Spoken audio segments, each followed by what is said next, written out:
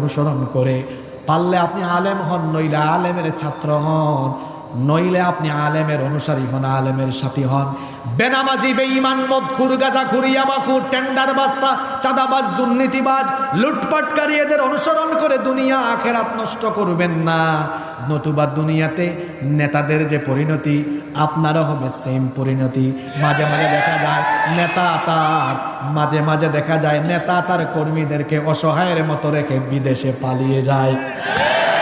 এই নেতা দুনিয়ায়ও কাজে আসে না, আখিরাতেও কাজে আসবে। মাঝখান দিয়ে আপনি চিপায় পড়ে যাবেন। আহারে, আল্লাহর কোরআনের কথাগুলো এত স্পষ্ট, তারপরে কেন আপনারা বুঝেন না? যেই সকল ব্যক্তিরা দুনিয়ায় তাগুতদেরকে অনুসরণ করবে, তাগুতদেরকে বন্ধু বানাবে, যেই সকল লোকেরা রাসূলের পথের অনুসরণ বাদ দিয়ে রাসূলের অনুসারী যারা, তাদেরকে অনুসরণের বিপরীতে যারা তাগুতকে অনুসরণ করবে, কোরআনে আল্লাহ বলেছেন